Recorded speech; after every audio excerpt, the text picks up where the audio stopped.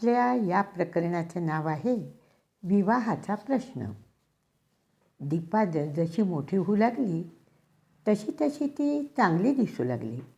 यंत्र लावलं तरी ते कानामागे लपलं जायचं. त्यामुळे सहजासहजी लक्षात यायचंच नाही आणि त्यामुळे तीही खुश असायची. उत्तम पोहणं, स्वयंपाकघरात मेनू ठरवणं, वेगवेगळी सॅलॅड्स, डाएटिंग, वजनाबद्दल जागरूकता अशा गोष्टी तिला कॉलेज करताना समजल्या. शिवाय घरात सर्वजणच डॉक्टर, घरचं हॉस्पिटल, यामुळे वेळेचं महत्त्वही तिला कळलं. तेल तुपाच्या वापराबद्दल ती जास्तच जागरूक झाली. एकंदरीत घर सांभाळण्यासाठी लागणाऱ्या सर्व सोयी सुखसोयी तिला कळू लागल्या.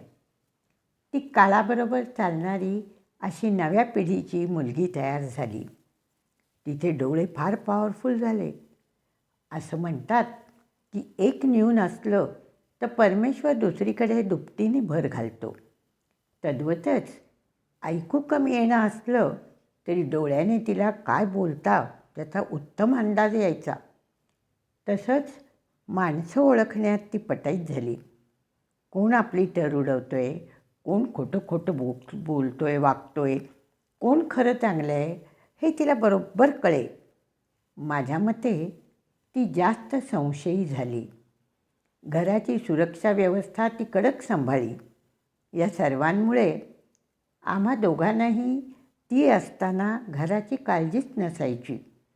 फक्त कुणी आलं गेलं तरच दुसरं कोणीतरी त्यांच्याशी बोलायला लागायचं. आम्हाला तिची सवय झाली.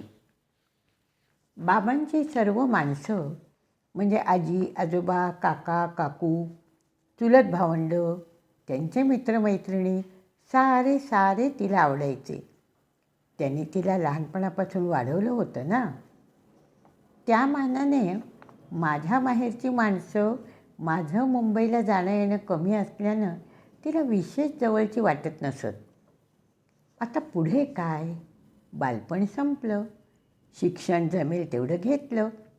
आमच्यासमोर तिला मिळवती करून स्वतंत्र करण्याचा प्रश्न उभा राहिला. आम्ही दोघेही तिला जो जमेल तो असा छोटा व्यवसाय सुरू करून द्यावा अशा मताचे होतो. पण काय? अहो, आमचं सगळं कुटुंब पुन्हा आडवं आलं. घरी विषय काढायचाच अवकाश की सगळेच उसळले. आता तर नवीन जुने मित्र मैत्रिणी सगळ्यांनीच मिळून एक सूर लावला. भलताच विचार काय करताय? इतकी सुंदर दिसते ती कुणीही पसंत करेल तिला. लग्नाचे बघा तिच्या आतले भलतेच विचार करण्याआधी. आधी लग्न आणि मग जसं स्थळ असेल तसा टेकू देऊ तिला. मुलीला काय घरात ठेवायचे आहे का जन्मभर?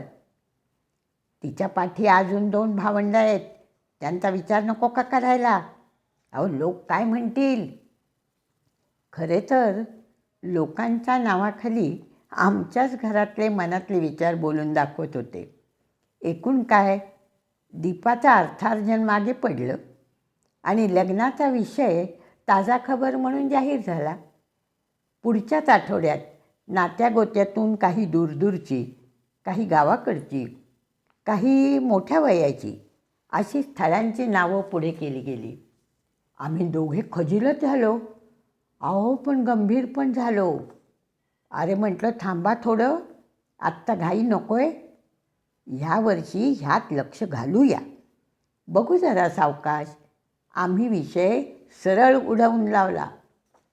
पण बंगल्यावर आल्यावर ठरवलं की पूर्वी घेतलं ना तसंच मार्गदर्शन आपण घेऊया या क्षेत्रातल्या जाणकार लोकांकडून आणि मगच ठरवूया पुढचा मार्ग. अगदी प्रथम आम्ही वैद्यकीय क्षेत्राकडे वळलो.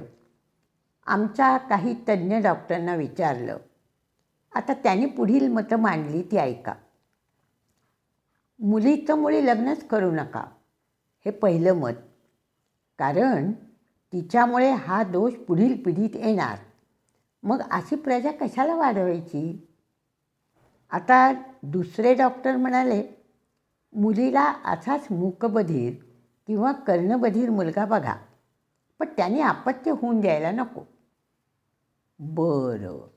मग तिसरे म्हणाले, मुलीला नॉर्मल मुलगा मिळाल्यास बघा, कारण कदाचित 50% मूल नॉर्मल होऊ शकतं. बरं. पुढे, मुलीसाठी दुसऱ्या प्रकारचा दोष असलेला मुलगा बघा, हे अजून एक डॉक्टर म्हणाले. म्हणजे पुढील प्रजा कदाचित आईचा दोष घेणार नाही. बरं. मग आता पुढे, आपल्याकडे जेनेटिक स्टडी अजून प्रगत नाही, तरी परदेशात जाऊन ती तपासणी करून घ्या आणि मगच ठरवा मुलीच्या बाबतीत. आता विविध मतं पडली. डोकंच बधीर झालं. मग अनुभवी आणि ह्या क्षेत्रात काम करणाऱ्या लोकांना तरी विचारूया, असं ठरवून त्यांच्याकडे गेलो. मग पुढील मतं पडली. पहिले एकजण म्हणाले, हे जाणकार बरं का, लग्न करायला काहीच हरकत नाही, पण तसाच दोष असणारा मुलगा बघा, त्यामुळे त्यांची मैत्री होते आणि कमी जास्तपणा वाटत नाही. बरं. आता दुसऱ्या दोषाचा मुलगा असला तरी अंध बघू नका आणि मतिमंद तर त्याहून बघू नका. बरं, पटलं. आता पुढे, हाडांचा दोष असलेली मुलं, उदाहरणार्थ पोलिओ, आखूड हातपाय, अजून काही अशा प्रकारचे दोष, हे लोक कर्णबधीर किंवा मूकबधीर करत नसतात. तसेच अंधांचंही असतं, कारण त्यांना उत्तम कळतं आणि ते कळत असल्यामुळे ह्या पार्टनरबरोबर संवाद साधता येत नाही. त्यांच्या बुद्धीला हे चालनाच देऊ शकत नाहीत. तसेच ह्या लोकांना पटापट कळत नाही. त्यामुळे असं स्थळ हिला हो म्हणणारच नाही, कारण त्यांना त्यांची मदत तर होतच नाही, पण ओझं होतं ओझं. काही जाणकारांचे वरील विचार ऐकून आम्ही अतिशय सुन्न झालो. शेवटी आपण वयोवृद्ध नातेवाईकांना तर विचारून बघूया. आणि ह्या असा विचार करून आम्ही आमच्या घरातल्या आणि इतर ओळखीच्या वयोवृद्ध लोकांना विचारलं. आता त्यांनी काय सांगितलं ऐका. एखादा गरीब मुलगा बघा आणि द्या बार उडवून. पैशासाठी काहीही करतात लोक. अच्छा, बरं. दुसरे म्हणाले, एखादा साधा मुलगा घर जावई म्हणून करून आणा, मुलगी पण राहील नजरेसमोर आणि तोही. अच्छा, असा विचार. मग तिसरे म्हणाले, तिला कुठंतरी लांब स्थळाला देऊन टाका आणि उरकून टाका कार्य. विषय संपला. आता काय बरं, अजून एक जण काय म्हणाले, थोडं वयानं मोठा बघा, एखादं मूल असलेलाही चालेल. लोक सोय म्हणून हिला करून घेतील. पुढे पुढे सल्ले ऐकवेनात आम्हाला. मधासाठी पोळ्याला हात घालावा आणि चहूकडून मधमाशाने डंख करून मारून टाकावं, तसे आम्ही दोघे जिवंतपणे मेलो. अखेरीस गार पाण्यानं आंघोळ करून दोघांनी ठरवलं की दीपाचं लग्न झालं नाही तरी 72, पण तिला अजून मोठ्या संकटाच्या खाईत लोटायचं नाही. अजून लहान आहे, बघू कोणी नजरेसमोर येतं का. परमेश्वर बुद्धी देईल ना तसं वागू. आणि मग आई म्हणून, एक बाई म्हणून, एक डॉक्टर म्हणून किती दिवस मी एकटी विचार करत होते. एक दिवस मला अचानक देवानं कौल दिला, दीपासाठी तिच्यासारख्याच दोषाचा मुलगा बघ. दूरचा नको, मोठा नको, गरीब नको आणि नॉर्मल तर नकोच नको. अगदी सरळ साध्या घरचा पुण्यातच असलेला एखादा मुलगा शोध. व्यंगाची फिट्टमफाट झाली तरच तुलना होणार नाही आणि समसमा संयोग जाहला असंच होईल. एकमेकांबद्दल सहानुभूती राहील, माया वाटेल. मग भले बेताचा शिकलेला असला तरी चालेल, साधंसुधं स्थळही चालेल, पण दीपाचा छळ व्हायला नको आहे. असा हा विवाहाचा प्रश्न तोंडी सोडवून मग मी कामाला लागले. एका हितचिंतक व्यक्तीने मला सांगितलं की तुम्ही एक काम करा, पुण्यातल्या प्रत्येक मूकबधीर किंवा कर्णबधीर संस्थेच्या मुख्यांना भेटा. त्यांच्याकडे अशा मुलांच्या याद्या आणि माहिती असते. शिवाय दर महिन्याला ते अशा मुलांचं चर्चासत्र ठेवतात. त्यालाही जा. तिथे तुम्हाला स्वतः मुलगाही दिसेल आणि ओळखही होईल. मग तुम्हाला स्वतःला दिसतं ते पटतं का बघा आणि डॉक्टर साहेबांनाही न्या तुमच्याबरोबर. तुमचा योग असेल तर कार्य सुकर होईल. आश्चर्याची गोष्ट अशी की माझा नव्हे, अहो दीपाचा योग जबरदस्त होता. मला याद्या तर मिळत गेल्याच, पण काही पदाधिकाऱ्यांनी 30 3-4 मुलांची नावं परत परत आवर्जून सांगितली. यांना भेटा, यांना भेटा, ही मुलं तुम्हाला नक्की आवडतील असंही म्हणाले. थोडक्यात परमेश्वरानंच भाग्य कलश पाठवून त्यातून मला दीपासाठीच्या भाग्यचिठ्ठ्याच काढून दिल्या. जणू माझ्या पुण्याचीच ती मधुर फळं. आम्ही दोघांनी शांत चित्तानं पुढील आठवड्यात 2-3 स्थळांची माहिती काढली आणि आमच्या मनाप्रमाणे नंबर लावून ठेवले. दीपाला मंगळ नव्हता तरी पत्रिका काढून ठेवली. फोटोची गरजच नव्हती, कारण 3 स्थळं खुद्द पुण्याचीच होती. 2 संभाजी पार्कजवळ आणि 1 पिंपरीचं. ह्या 3 घरी जाऊन काय होतं त्याचा अंदाज घेऊया आणि मग आपण पुढची यादी बघू असं आम्ही दोघांनी ठरवलं. मनोमन देवाची प्रार्थना केली आणि चांगला दिवस पाहून भेटायला गेलो. अहो आनंदाचा भाग असा की प्रत्येक ठिकाणी ओळख निघाली. नुकतेच आम्ही क्लिनिकच्या वरच्या मजल्यावर हॉस्पिटल चालू केलं होतं. अहो त्याचीही माहिती आणि दोघांचंही नाव सर्वजणच ऐकून होते. अतिशय छान वागणूक मिळाली. विचारांची देवाणघेवाण झाली.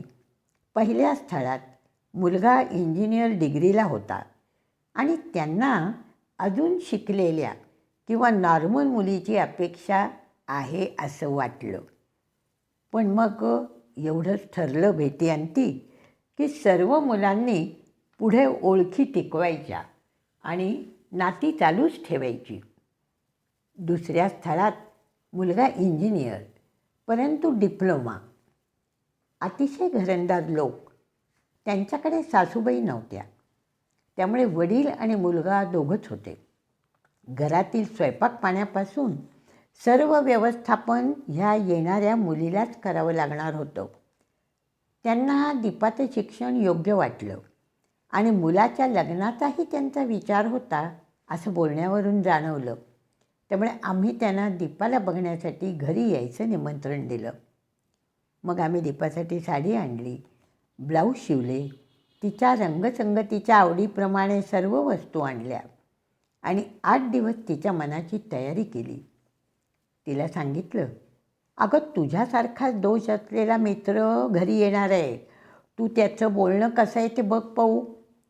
आश्चर्यकारक गोष्ट अशी की दीपा आमच्या कल्पनेपेक्षा हुशार निघाली. तिनं स्पष्टच विचारलं, बाबा दीपाचं लग्न करायचे का? मला नको, ते मला त्रास देणार. लोकांना कळत नाही मी नॉर्मल नाही आहे. कोणी मदत करत नाही. बाबा नको, लग्न नको, मी बाबाकडे चांगली आहे. बाबांना खूप खूप वाईट वाटलं. एवढासा जीव, पण जीवनाचा सारांश सांगून जात होता. आता नवीन वातावरण नको नको म्हणत होता. आम्हाला तिच्या बोलण्याने एक गोष्ट मात्र पक्की कळली की हिला पुण्यातच जवळपास स्थळ बघू. तिला मानसिक आधाराची जरुरी कदाचित पुढे लागू शकेल. भल्या भल्यांना संसार मांडताना अडचणी येतात. तिचं बिचारीचं काय?